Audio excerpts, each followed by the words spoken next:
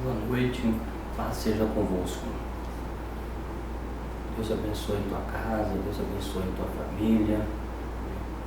Deus continue abençoando a sua vida, em nome de Jesus. Estamos iniciando mais um culto, de estudo, mais um culto, de louvor a Deus. Nós vamos estar dando continuidade no livro de Gênesis, no capítulo 6, no título que diz: Deus anuncia o dilúvio a Noé.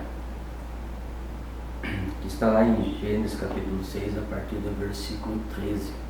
Na semana passada nós falamos um pouco sobre a respeito de andar com Deus, como Noé andava com Deus, por isso Noé achou graça diante de Deus, por isso ele e sua família foi poupada, e o quanto que é importante que também nós podemos andar com Deus, e o benefício que o cristão tem em andar com Deus.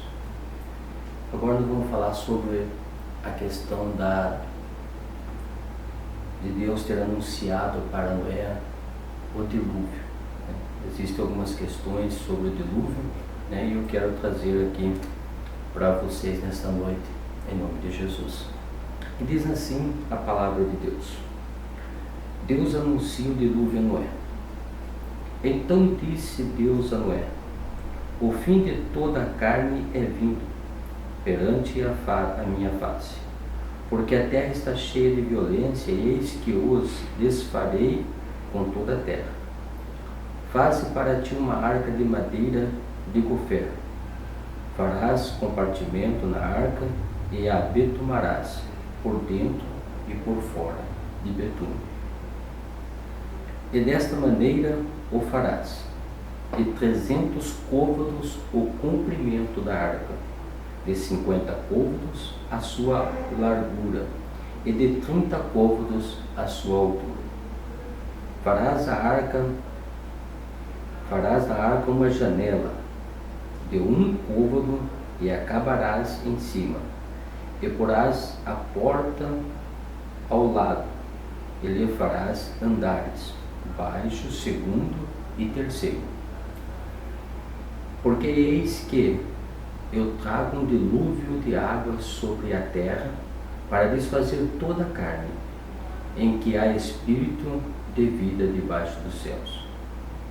Tudo o que há na terra expirará. Mas contigo estabelecerei a minha aliança, e entrarás na arca, tu e os teus filhos, tua mulher e as mulheres de teus filhos contigo. E tudo que vive, de toda a carne, 2 de cada espécie, farás entrar na arca para os conservar vivos contigo. Macho e fêmea serão. As aves conforme a sua espécie, e todos os animais conforme a sua espécie, e todos os répteis da terra conforme a sua espécie. 2 de cada espécie virão a ti, para os conservar em vida. E leva contigo de toda a comida que se come, e ajunta-te para ti, e te será para mantimento a ti e a eles. Assim fez Noé, conforme tudo o que Deus lhe mandou fazer. Amém. Vamos fazer uma oração. Soberano Deus e eterno Pai, neste momento, Deus, eu quero te louvar, Deus, e te agradecer por esta oportunidade, Senhor, por esse dia, Deus, pelo privilégio da vida, Senhor. Te louvar, Deus, e te agradecer, Senhor, por cada livramento, Senhor, pela semana abençoada, ó Deus, porque até aqui o Senhor tem nos sustentado. Por isso, Deus, nós te louvamos, Deus, e te agradecemos, ó Senhor. Ó Deus maravilhoso, por todos os teus feitos, ó Deus, na nossa vida, na nossa família, Senhor, por cada proteção que o Senhor tem nos dado, Senhor, por cada livramento que o Senhor tem concedido, Pai. Deus maravilhoso, abençoa também, Senhor, agora, Pai, esse ensinamento, dá-nos sabedoria, entendimento do alto, Senhor, para que nós possamos, ó Deus, nesta noite, Pai, transmitir, Senhor, a Tua palavra. Deus, eu te peço, Pai, guia, Senhor Jesus querido, a minha vida e abençoa, Senhor, de forma gloriosa esse estudo em nome de Jesus. Amém. Pois bem, nós estamos falando, né, de um período que Deus ele olha para a terra e vê que a terra tinha sido contaminada pelo pecado, pela maldade, e com isso Deus então ele decide a exterminar com toda a carne que estava debaixo do céu, todas as aves, os homens, tudo por causa do pecado. O pecado contaminou a terra, né? Então por isso Deus ele ficou muito triste com tudo isso e decidiu então, né, acabar com aquilo que estava acontecendo. E nós vemos então que Deus ele anuncia para Noé então o dilúvio que ele mandaria sobre a terra. E é interessante, né, que existem duas linhas de pensamento a respeito do dilúvio. Primeiro, né, existe uma linha de teólogos que acredita que o dilúvio foi local, ou seja, que o dilúvio aconteceu só lá na região do Oriente Médio e que o dilúvio não foi global. Outra linha acredita, como eu e acredito que a maioria de nós acreditamos, que o dilúvio sim, ele foi, né, global, né? Que toda a carne foi coberta, que toda a terra foi coberta pela água, né? Para que ninguém, né? A Bíblia diz assim que Deus ele ia exterminar com todo animal da terra, todos. Então eu acredito que Deus ele fez com que essa enchente, né, esse dilúvio fosse, né, por toda a terra. E interessante que a Bíblia vai falar para nós que as águas do dilúvio, ela veio de cima da chuva, mas também ela abriu-se, né, de baixo também, né, as nascentes romperam-se, né, e veio então uma grande água que subiu também, né. A Bíblia diz assim: e houve chuva sobre a terra 40 dias e 40 noites, no capítulo 7, versículo 12. E o mesmo dia entraram Noé e os animais conforme a sua espécie. E aí a gente vai vendo que houve o que então? A terra, ela não somente choveu, mas também as águas, elas começaram a romper-se também de baixo para cima, né? Com isso a água começou a tomar conta, a encher, né, e ficar elevada sobre toda a terra. Deus ele rompeu as cisternas, né, as águas que estão, né, por debaixo da terra, e Deus foi abrindo então as cisternas e foi fazendo com que a terra fosse cheia. E as águas prevaleceram sobre a face da terra. E a gente vê então que não tem como, né, olhando para isso, porque os historiadores eles acredita que a Terra ela era uma única planície, ela não era separada em continentes, ela era uma única planície, né? E ela se tornou uma terra formando-se os continentes exatamente porque a terra ela se rompeu, as águas se romperam e isso houve uma divisão, né, na placa da terra, e isso se tornou então, foi se formando os continentes, né?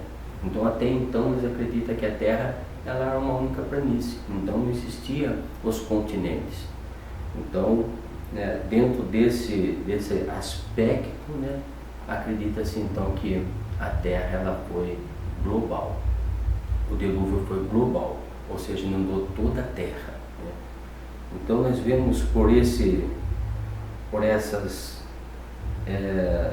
informações que a gente tem através dos estudiosos, dos cientistas, né, que ela foi global. Eu vi um estudo também que mostrava que os cientistas fizeram em todos os continentes uma perfuração bem profunda, e em todos os continentes eles encontraram uma porção, uma faixa da terra que era muito escura, e isso trazia, né, uma certeza para eles de que o dilúvio aconteceu que foi e que o dilúvio aconteceu e que foi, né, de uma forma global, porque todos os lugares, todos os continentes, eles foram e fizeram a perfuração e eles encontraram essa faixa, né, de cor escura na terra, indicando que a terra ficou, né, submersa por algum tempo. Então isso prova, né, comprova também a questão de que o dilúvio foi um dilúvio, encheu toda a terra e foi global. Pois bem, né, nós estamos aqui nesta noite para falar, né, trazer essa informação, né. Existem esses dois, porque eu estou falando que existe também aqueles que acreditam que o dilúvio foi, né, local, porque eu mesmo já fui pego, né, em uma igreja que eu estava ali visitando, participando de um culto, e o pastor que estava pregando, ele falou que ele acredita que o dilúvio foi local. Então nós temos essas duas linhas de pensamento, né, teológica, daqueles que acreditam que foi local e daqueles que acreditam que foi global, né. Nós estamos trazendo isso para que você também, a hora que ouvir, né, alguém que acredita que foi local, você não fique espantado, né? Mas, né, a minha fé, aquilo que eu aprendi, aquilo que eu tenho estudado, é que o dilúvio ele foi global. Amém?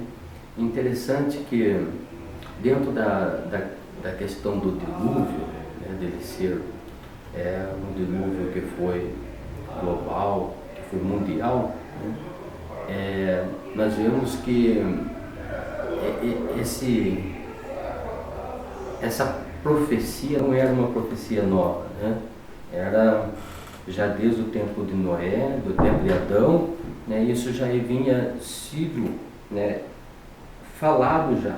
Olha só que está no livro do historiador Flávio Joséfo, no capítulo 2 da história do Flávio Joséfo, que vai falar sobre a questão, né, do dilúvio. Ele fala assim, dessa forma: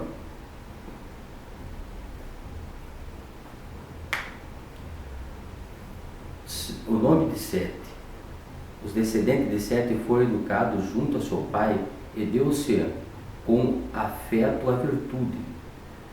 Deixou filhos semelhantes a ele, que permaneceram em sua terra, aonde viveram muito felizes e em perfeita união.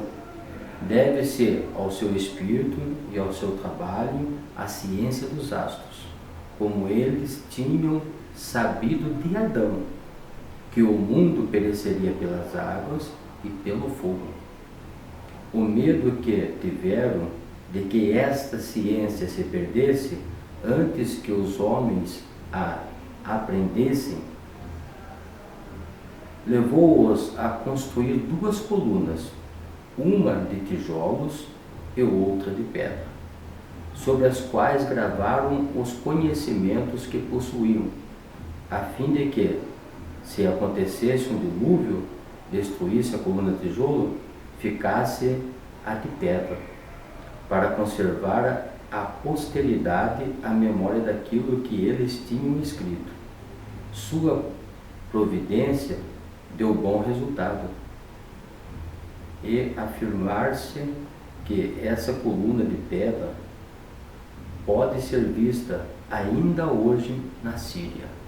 Veja bem, eu mesmo cheguei a pensar no começo da minha caminhada, pregador, eu pregar que era loucura para as pessoas ouvir Noé pregando sobre o dilúvio. E quando eu tive o conhecimento do livro do Flávio Joséfo, comecei a buscar conhecimento, então eu descobri que não era só a mensagem que Noé estava pregando. Eles tinham também, né, essa escritura, né, essa informação ali em duas colunas, uma de tijolo e uma de pedra, que isso mostrava para eles que iria acontecer. E o interessante é que aqui vai falar que já desde Adão trouxe a informação para a descendência de Sete, que deu a continuidade de que o mundo pereceria pela água e pelo fogo. Ou seja, pela água já aconteceu, Pela água já foi, né? Que foi o dilúvio. Então agora falta o que? Pelo fogo. Então falta, nós sabemos que tudo leva, né, a este acontecimento. Veja bem, Apocalipse, no capítulo de número 16, versículo de número 8, que vai falar, Apocalipse é a revelação das coisas, né, que hão de acontecer, está escrito desta maneira: e o quarto anjo derramou a sua taça sobre o sol, e foi-lhe permitido que abrasasse os homens como fogo.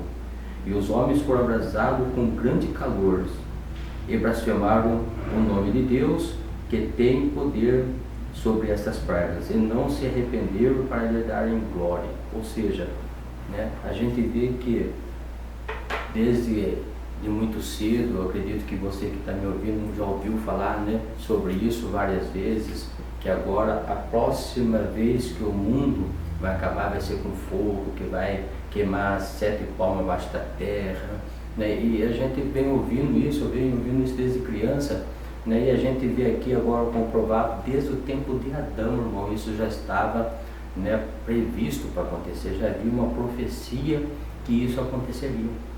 Então não é novo, né? Então a gente vê que na verdade a gente pode perceber que Deus, ele deixa todas as coisas esclarecidas para nós, deixa tudo esclarecido para nós.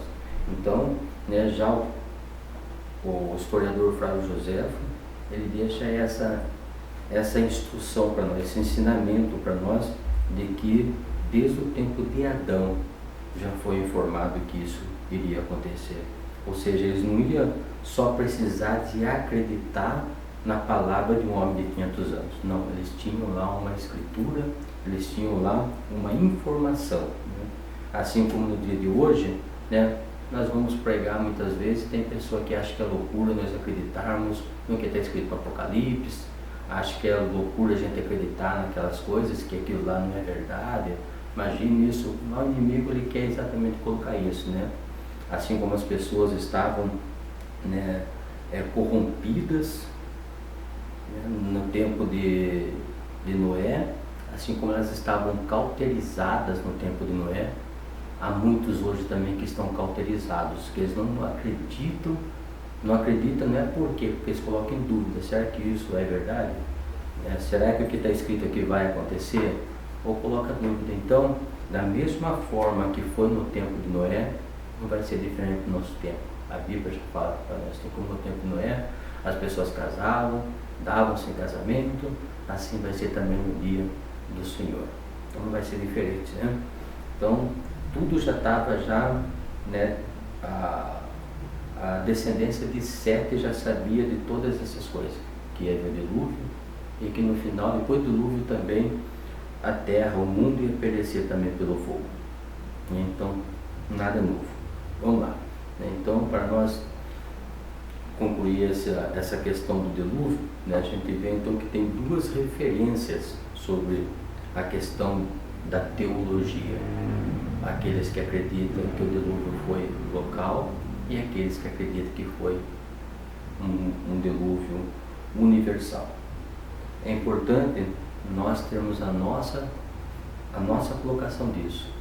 Eu, pastor Ariovaldo, né, acredito que esse dilúvio, ele foi um dilúvio que foi pegando toda a terra, né? Toda a terra foi coberta, né? E não deixou nada que tivesse fôlego de vida na sua narina que tivesse vivo, né? A gente vai ver, mas ficou lá os insetos, eles não respiram por narinas, né? Eles têm outro sistema de respiração. A gente vai falar dos peixes também, o peixe também, eles têm lá as guelras lá, né, que eles respiram, que eles tiram dali o oxigênio da água. Então não é pelo fôlego de vida na narina, mas todo animal que respira, né, pelas suas narinas, né, esses foram todos exterminados, como nós vemos aqui, tá bom? É essa informação que eu queria deixar para você hoje, né? O dilúvio, na minha opinião, de pastor Ariovaldo, e acredito que da nossa igreja, né, da maioria dos pastores da nossa igreja, ele também defende que o dilúvio ele foi um dilúvio mundial, universal, tá? Então, fique com essa palavra, né? Se você encontrar com alguém pregando, né, outra coisa, pregando, por exemplo, que o dilúvio ele foi local, isso não vai mudar a sua salvação. Pastor, se eu acreditar no A ou no B, vai mudar a minha salvação? O meu direito de salvação? Não, porque a salvação, a Bíblia diz que é um dom gratuito de Deus, né? E a salvação, a Bíblia diz que quando nós aceitamos Jesus, né, o que nos leva para o céu. Em João capítulo 14, versículo 6, vai falar que ele é o caminho, a verdade e a vida, e ninguém vai ao Pai senão por ele, né? Não é uma questão de teológica que vai impedir nós de morar no céu, não, né? Mas é para conhecimento, né? Para estudo bíblico, tá? Quero lembrar vocês, né, amanhã, domingo, né, às 8 da manhã, domingo também às 7 da noite, nós temos a grande ceia de Páscoa, tá? Não esqueça, né, prepare o seu pão, prepare o vinho, prepare, né, o suco de uva, prepare lá também o azeite, né, deixa tudo arrumadinho, né, para que nós possamos, o pastor aqui na igreja, né, e vocês na sua casa, que possamos celebrar nessa ceia de Páscoa, em nome de Jesus, você reunido com a sua família, na sua casa. Eu tenho certeza que todos vão ser abençoados em nome do Senhor Jesus. Deus abençoe a sua vida, dá um forte abraço para todos vocês, tá? Que Deus continue, né, derramando a sua graça sobre vocês.